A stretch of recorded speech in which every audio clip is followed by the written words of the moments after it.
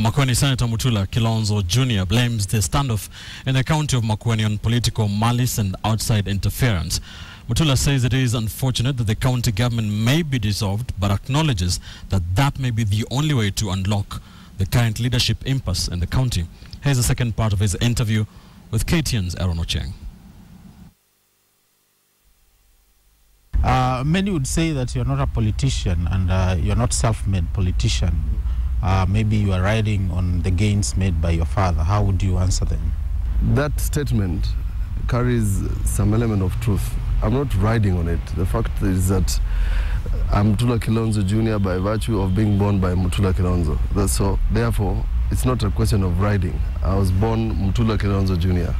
And therefore, everything that he did and everything that he has done, whether good or bad, is bound to be on my shoulder. In a nutshell, how would you describe the genesis of the problems of Makueni County? The genesis of the problems in Makueni County started at the date of election. The minute the elections were completed and the governor was elected and the county assembly was formed and they elected a speaker, that is when the problems of Makueni County started. Presumably because the speaker of the Makueni County is said and has confessed to be of the Jubilee Alliance and particularly the URP party. And to some extent, therefore, there's been an element of push and pull on a political basis from the inception of the county. There's talk of dissolution of Makueni County. Do we have to go that far? Or do you think there can be a solution to this? The process as it is now, where we are at, is where the president needs to form a commission. That commission of inquiry composes of 6 people. 2 people who are experts in conflict management, I assume, and who are not from Makueni. My only presumption is that the drafters of this law envisioned that there will be 2 people who would then attempt to find a method of resolving the matter or find out whether there has been an effort to resolve the matter before you determine that the county can be dissolved. There are also two persons who have not been in politics from Makueni for at least a period of 10 years, and a judge and the chairman of the National Police Service Commission. It's important that this commission comes into force quickly.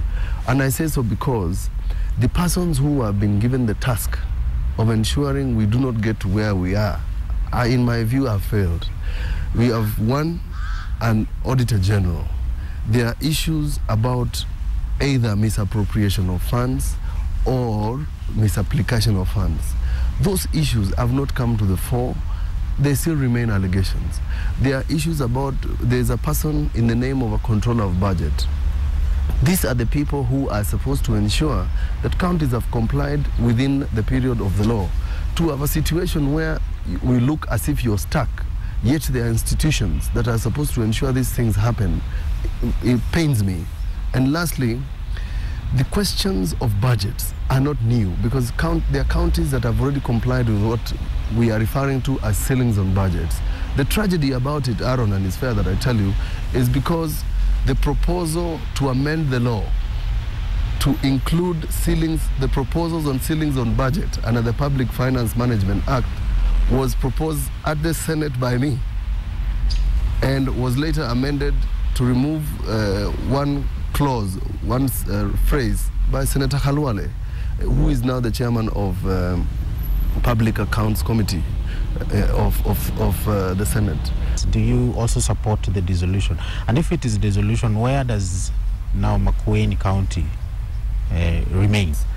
If after determination, and I said we have, if you look at the composition of this